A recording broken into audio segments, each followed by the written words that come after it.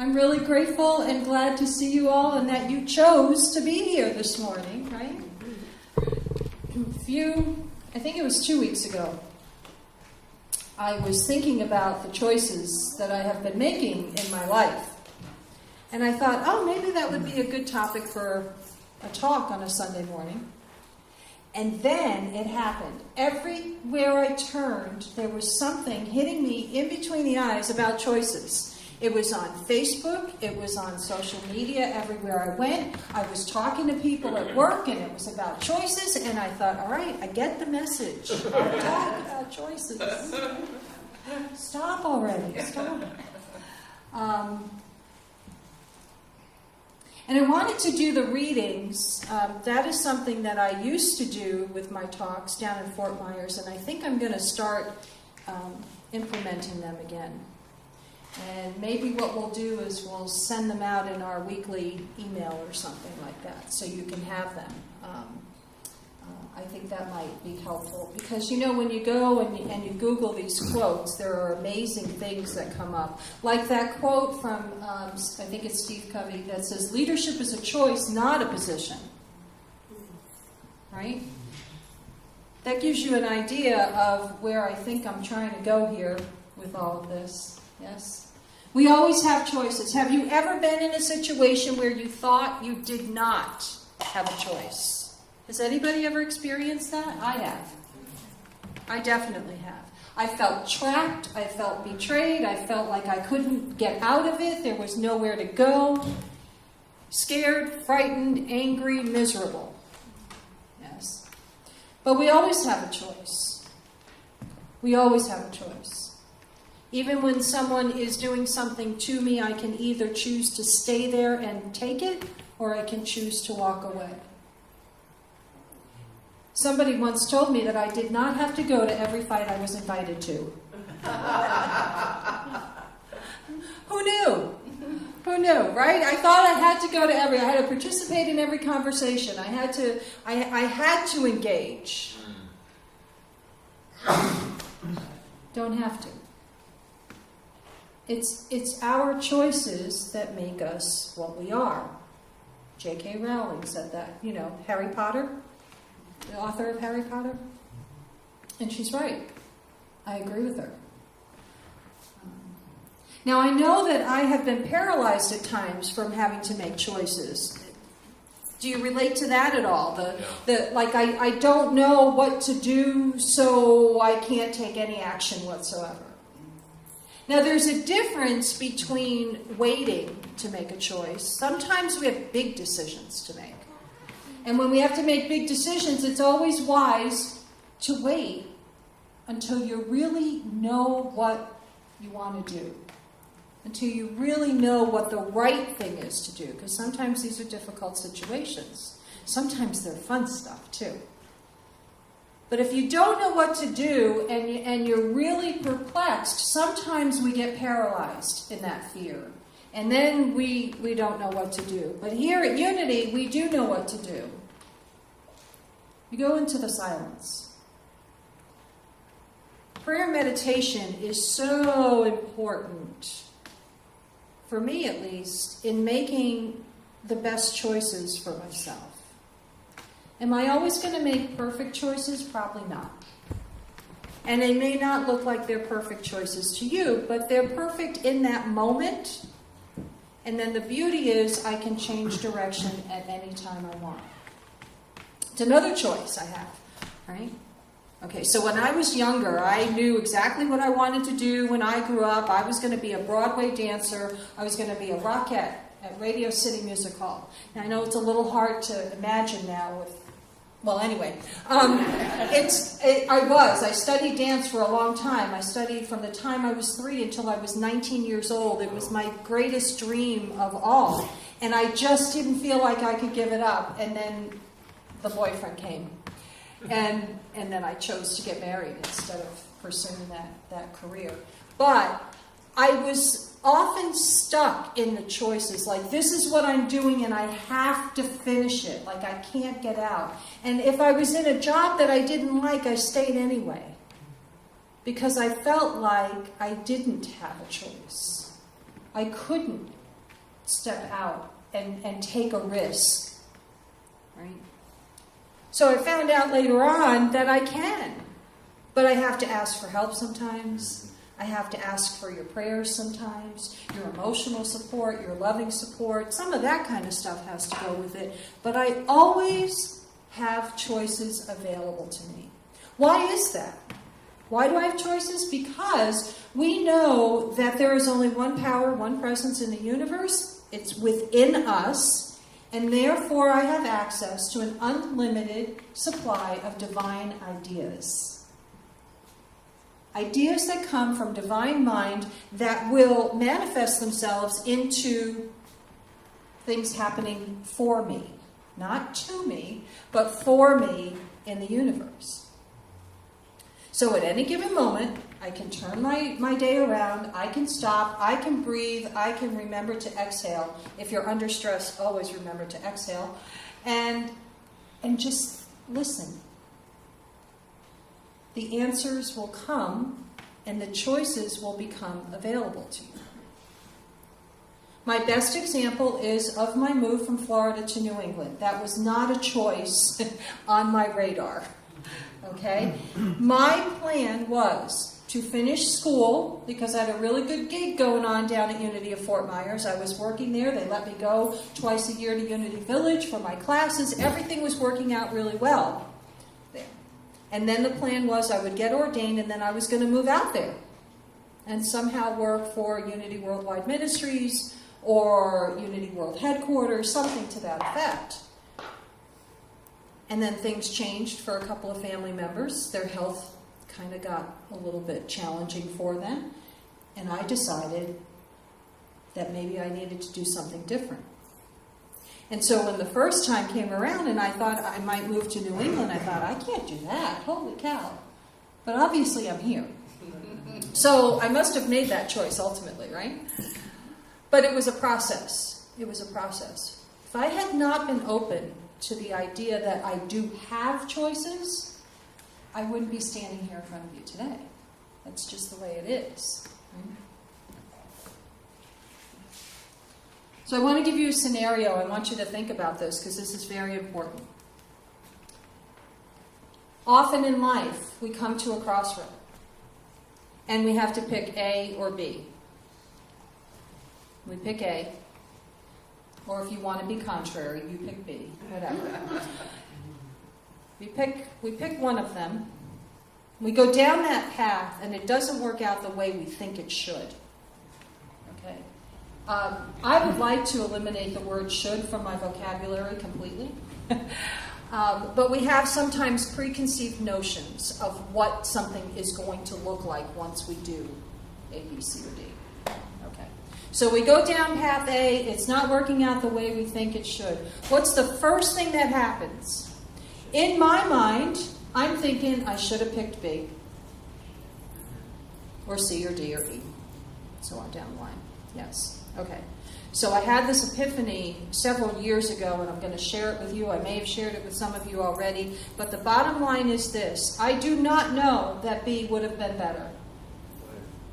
I think that B would have been better because that's where my human mind goes immediately. But the truth of the matter is that maybe B was even worse than A. It's possible. And I'll never know. And so, if I'm never going to know, then I might as well decide, well, you know what, thank goodness I took A, because B would have been worse. I can change my mind about how I look at the scenarios that have cropped up for me. Are you with me? Yeah. Okay. So it's no longer a story about, oh, I made this big decision and I made a mistake and I shouldn't have done it. No. Because each decision has led me to this moment right here, right now, and there is no other place that I would rather be right now than here with you. So every decision had to happen exactly the way it did in order to get me here in this moment. And the same is true for every single person in this room. There are no exceptions. There is no one here who is worse off. We're all equal. Every decision has led us to this very moment. It's pretty powerful when you start to allow that to sink in. It's freeing. It allows us to live from a completely different space than we've ever lived before. And look out, world, here we come. Right?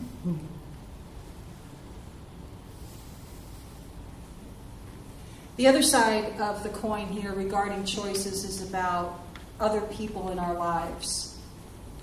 Now, I know we're pretty good people in this room, but have you ever, in any moment of your life, looked at a friend of yours and said, why did they choose that?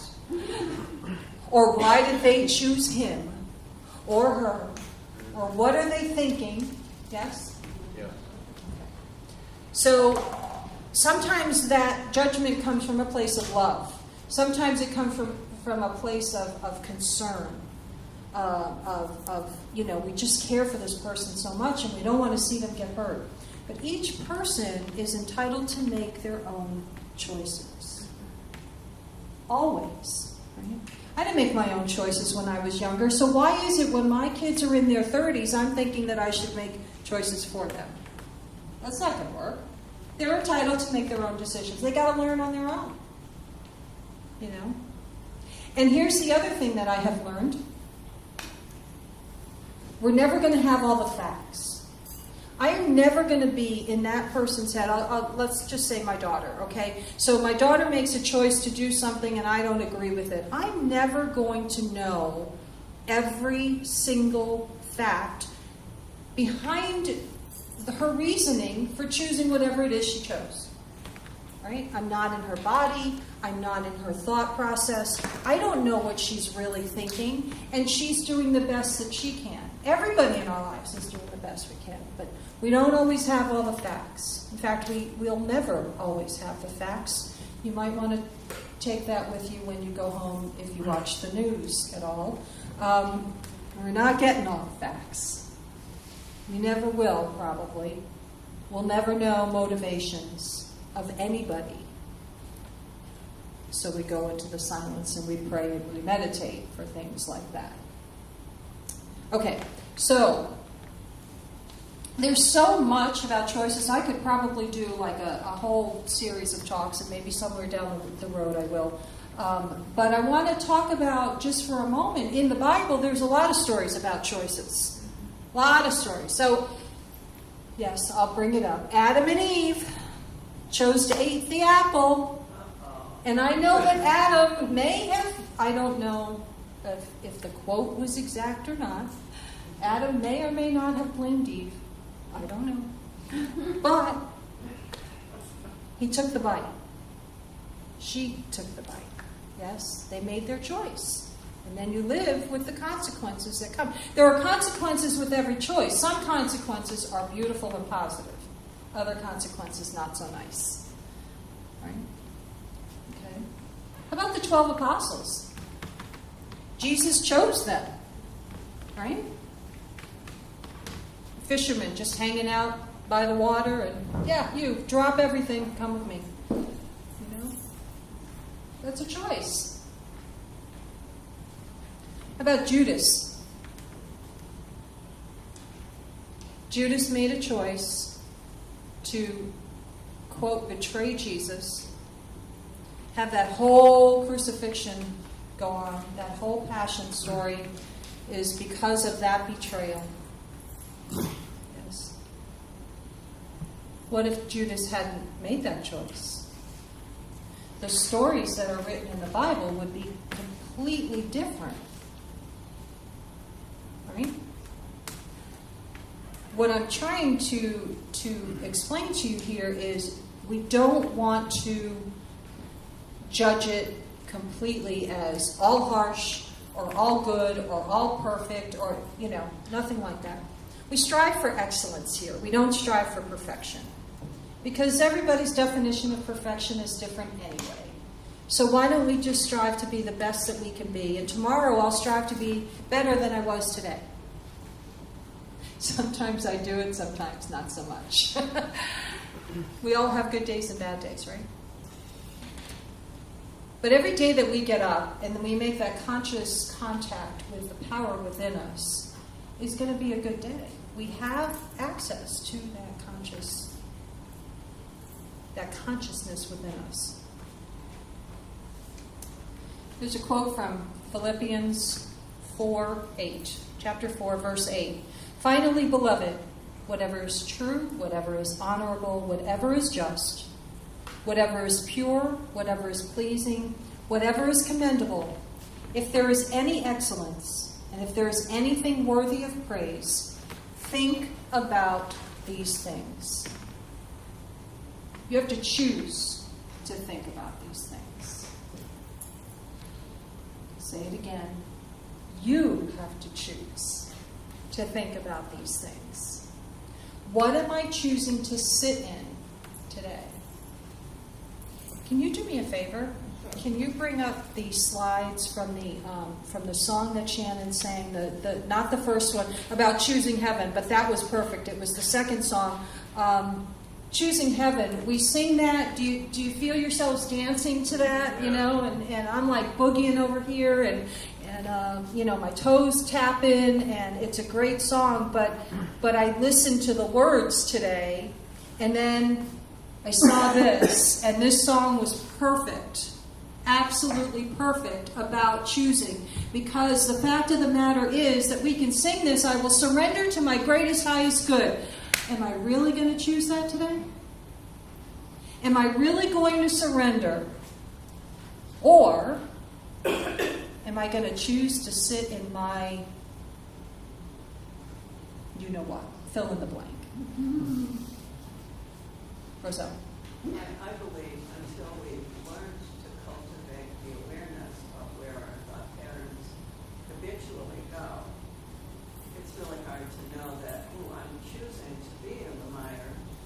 I can choose to be in a different place than that. Mm-hmm. Many people, I don't think, have been taught to have that awareness so that they think they don't just. You are absolutely correct about that. I never heard this stuff growing up. And I'm sure there are many people in this room there are some people in this room who have heard it, but not everybody has heard it. And I get that. And it's tough, and I don't always recognize it.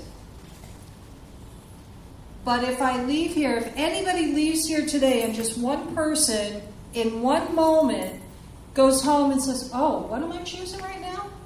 Right? Just because I talked about the phrase, what will I choose? Right? Then we're planting one of those seeds. Not rice.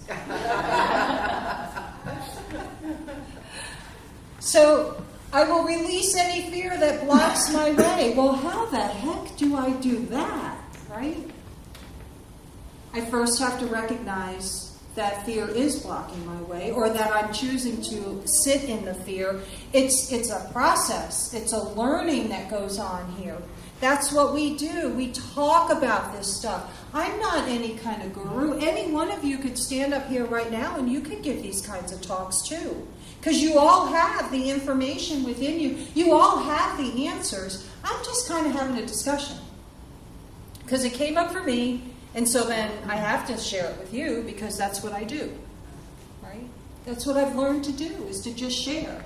But even if I recognize that I'm feeling fearful and I'm sitting in the fear, I may not be able to do anything in that very moment, but at least I'm acknowledging it. Because acknowledgement is the first step. Then you can move on. For every step I take is taken in pure faith, and I am stronger every moment, every day. If I'm going to sing that, for me, I've got to believe that. And there are going to be days when I wake up and I don't believe that. Yes, even me. I am going to not buy into that because of whatever circumstances are going on. And that's when my faith kicks in.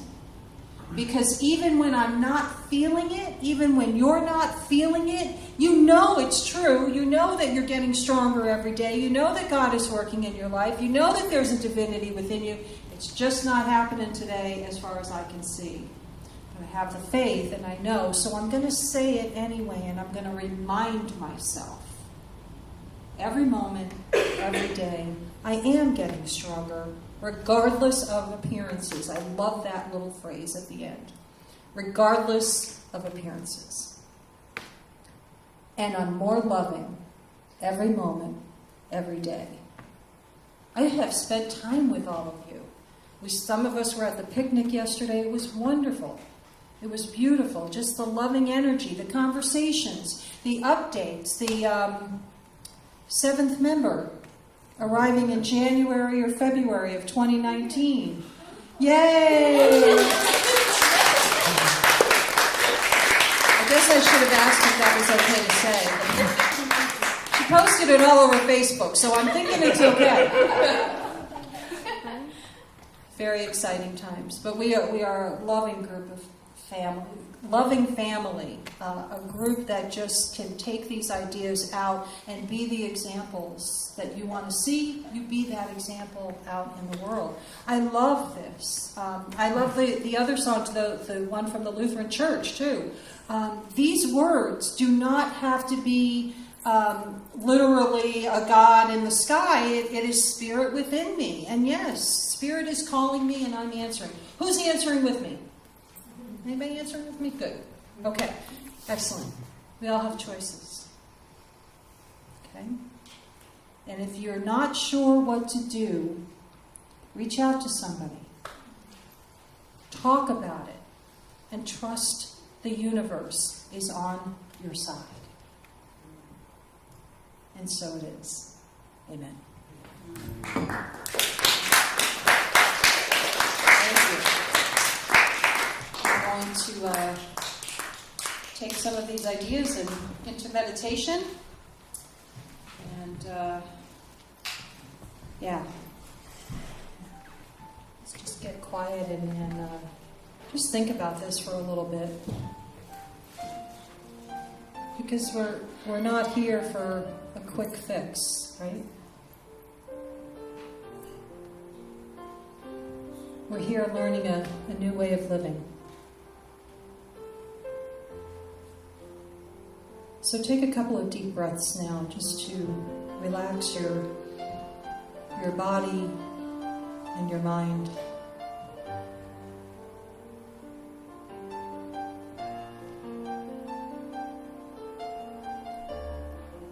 Begin to breathe into your heart space.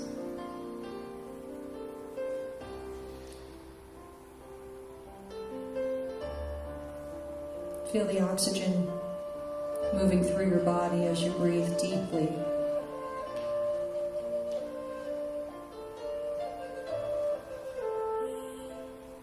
Knowing that there is an infinite number of choices to be made each and every day.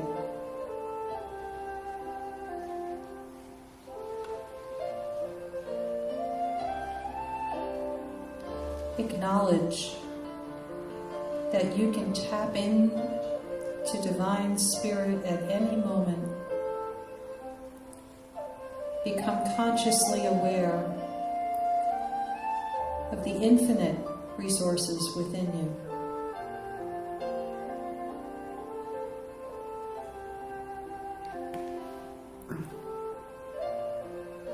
Trust that all is well in the present moment as you breathe deeply.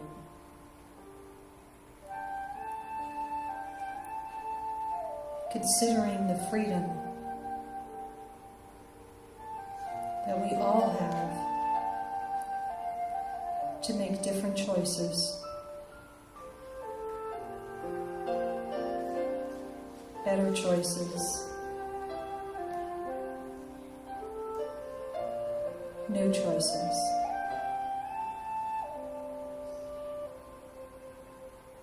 We take these ideas into the silence.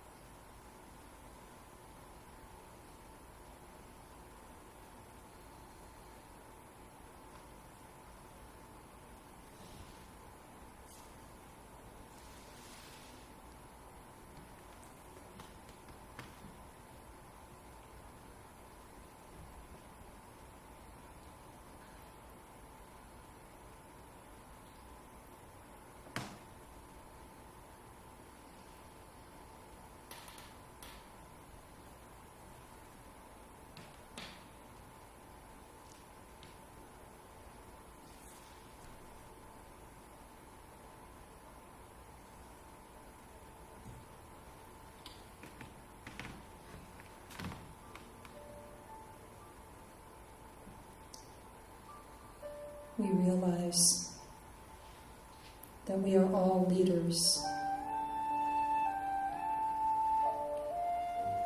Leadership really is a choice.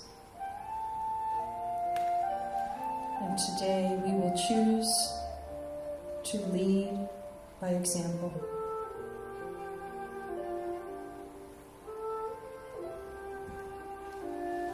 We feel the gratitude within, knowing that these ideas are the ideas we choose to hold on to. And these are the ideas that we allow to guide us. All is well. And so it is. Amen. I invite you now to take a couple of deep breaths to come back to this place and time. Exhale out any last deep breaths. And open your eyes when you're